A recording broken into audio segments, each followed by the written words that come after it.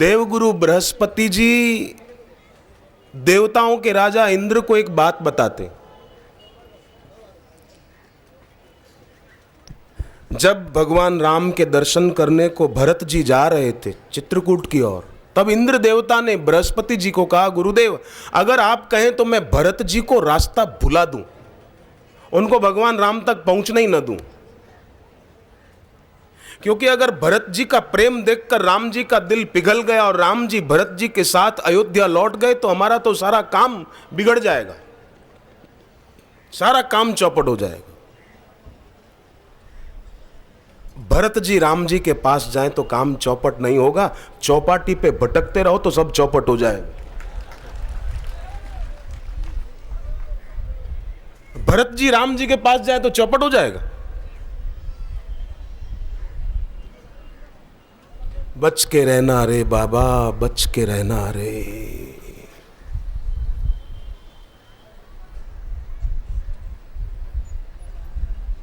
उठो मानव आंख खोलो, सो चुके हो अब न सोना। तो इंद्र ने कहा कि आप कहो तो मैं भरत जी को रास्ता भुला दूं। तब देवगुरु बृहस्पति जी बोले, इंद्र सावधान, सुन सुरेश रघुनाथ प्रभाव, निज अपराध रिसई नहीं काऊ। हे देवताओं के राजा इंद्र सुन, सुन सुरेश रघुनाथ प्रभाव, भगवान का प्रभाव सुन। निज अपराध रिसई नहीं काऊ, अगर उनको कोई परेशान करे, उनका कोई अपराध करे तो भगवान नाराज नहीं होते। पर जो अपराध भगत कर करही, राम रोष पावक सो जरही। अगर उनके भक्त को कोई सताए तो भगवान के क्रोध की अग्नि में वो जल जाएगा। हिरण्याकश्यपु ने होलिका की गोद में प्रहलाद को बिठाया और लकड़ियों के ढेर पर उन दोनों को बिठाया। हिरण्याकश्यपु ने सोचा कि होलिका को वरदान है, अग्नि उसको नहीं जला सकती, प्रहलाद जल जाएगा, होलिका बच जाएगी। पर जब आग जलाई, आग की लपटें आकाश को छूने लगी। आग जब शांत हुई तो लोगों के आश्चर्य का ठिकाना न रहा। जिस होलिका को वरदान था अग्नि उसको नहीं जला सकती, वो होलिका जलकर राख हो गई और प्रहलाद सकुशल बाहर आ गए। तो लोगों को हुआ कमाल है, ऐसा कैसे हो गया। तो एक संत ने समाधि लगाकर भगवान से प्रश्न किया कि प्रभु आपका वरदान था अग्नि उसको नहीं जला सकती, फिर कैसे अग्नि ने उसको जला दिया। भगवान ने कहा कि अग्नि ने उसको नहीं जलाया। तो बोले मेरे प्यारे प्रहलाद को सताने की कोशिश की ना, इसलिए मेरे क्रोध की अग्नि में जलकर वो मर गई। तो इंद्र ने कहा कि भगवान तो सम है, फिर आप कहते हो कि जो अपराध भगत कर करही, राम रोष पावक सो जरही। अगर भक्त को कोई सताए तो भगवान के क्रोध की अग्नि में वो जल जाएगा। राम रोष पावक, पावक माना अग्नि, सो जरही, तो भगवान तो सम है। तो क्या भगवान पक्षपात करते हैं? तब बृहस्पति जी बोले, बहुत सुंदर, वो हम सब साधकों को बड़ा बल दे, ऐसे वचन है, बड़ी हिम्मत दे, हमारा हौसला बढ़ाए, हमारा भक्ति में उत्साह बढ़ाए, ऐसा वचन देवगुरु बृहस्पति जी का है। क्या बोले हैं?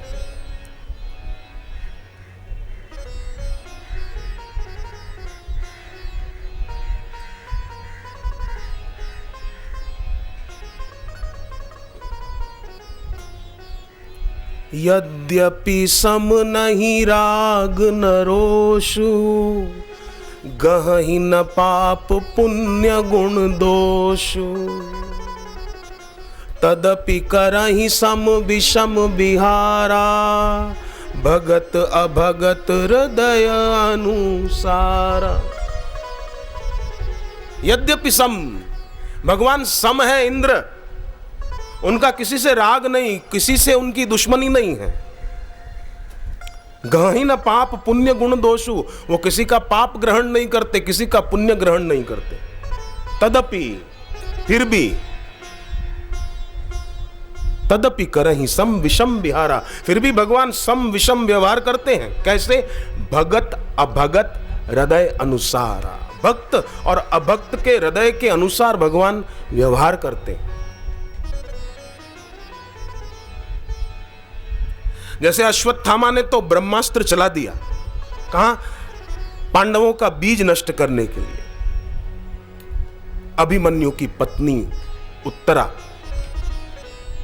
उत्तरा के गर्भ में बच्चा था, उसको मार डालने के लिए। तो अश्वत्थामा ने तो मारना चाहा है, पर अब देखिए बचाने वाला क्या करता है। उत्तरा भक्त है भगवान की, अश्वत्थामा ने उसके बच्चे को मारना चाहा है, और उत्तरा सच्ची भक्त है। तो भगत अभगत हृदय अनुसारा, भगवान ने क्या किया, उत्तरा के गर्भ में प्रवेश कर गए और उसके गर्भस्थ शिशु को अश्वत्थामा के ब्रह्मास्त्र से बचाया। आपके परिचितों में किसी भी गृहिणी को ऐसी बीमारी हो कि बच्चा 2-2.5 महीने तक गर्भ रहा, फिर 2.5-3 महीने में अपने आप गिर गया, ऐसा किसी को होता है, मैंने सुना है। तो अगर किसी देवी को ऐसी तकलीफ हो तो आप उसको ये कथा सुनाओ कि देवी आप भी ऐसा ध्यान करो कि जैसे उत्तरा के गर्भ में बच्चे को मारने के लिए अश्वत्थामा ने ब्रह्मास्त्र चलाया, तो भगवान ने उसके गर्भ में प्रवेश करके उसके बच्चे को बचाया था। ऐसी देवी तुम भी ध्यान कर, तुम्हारा पहले एक बच्चा ऐसे खत्म हो गया ना, अब तू ऐसा ध्यान कर कि मेरे गर्भस्थ बच्चे की रक्षा भी भगवान कर रहे हैं। ओम नमो भगवते वासुदेवाय। जो भगवान का नाम प्यारा लगे वो जप करे, गुरु का सुमिरन करें। एक तुम्ही आधार सद्गुरु, एक तुम्ही आधार, एक तुम्ही आधार सद्गुरु, एक तुम्ही आधार, एक तुम्ही आधार सद्गुरु, एक तुम्ही आधार।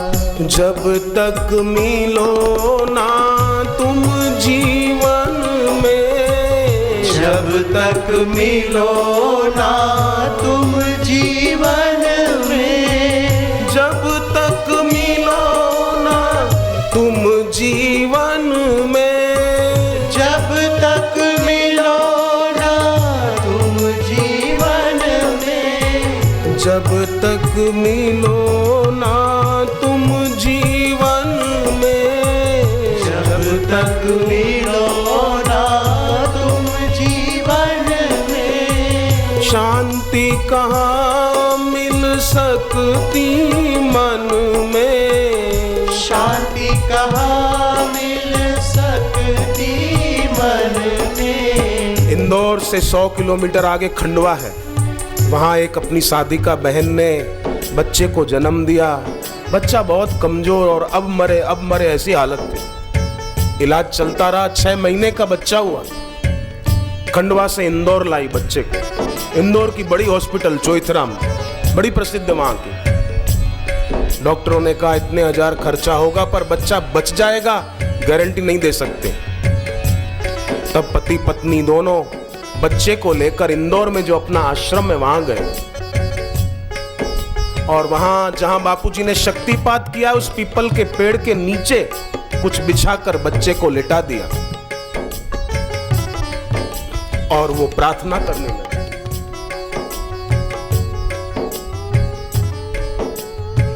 हम आए हैं शरण तुम्हारी, हम आए हैं शरण तुम्हारी, अब उद्धार करो दुखहारी, अब उद्धार करो दुखहारी।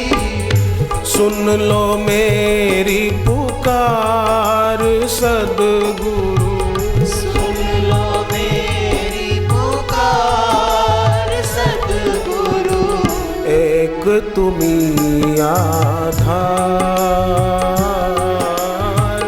एक तुम्ही आधार सद्गुरु, एक तुम्ही आधार। बापूजी की तस्वीर के ऊपर से एक फूल उस बच्चे के ऊपर गिरा। पत्नी की आंखों में हर्ष के आंसू आ गए। लगता है मेरी पुकार स्वीकार हो गई। निश्चल हृदय की पुकार कभी निष्फल नहीं होती। पीपल के पत्ते पर थोड़ा जल लिया वहीं से और बच्चे के मुंह में डाला और प्रार्थना की फिर से, हे प्रभु तुम ही विविध रूपों से, हे प्रभु तुम ही विविध रूपों से हमें बचाते दुख कूपों से, हमें बचाते दुख कूपों से।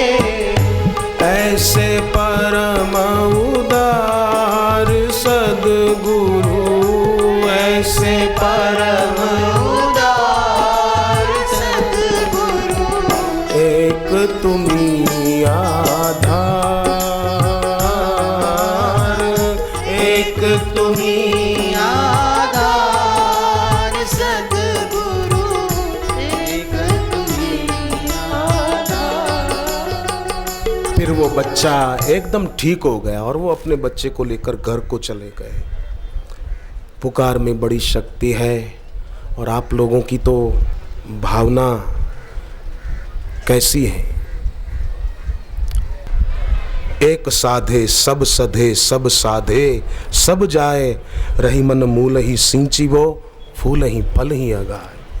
तो उत्तरा ने जैसे भगवान का ध्यान किया, ऐसे करके उस माँ को भी सिखाएं कि आपके बच्चे की भी रक्षा इस उपाय से हो जाएगी।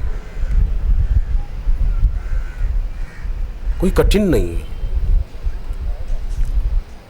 और जिस देवी को ये तकलीफ हो बच्चा बार बार गिर जाता हो तो उसको सिखा दे, देसी गाय का दूध अगर मिल जाए तो सुबह शाम गर्म किए बिना थोड़ा मिश्री पाउडर मिला के तुरंत देर न करे निकला और पी लिया, बस तो उसकी ये तकलीफ दूर हो जाएगी।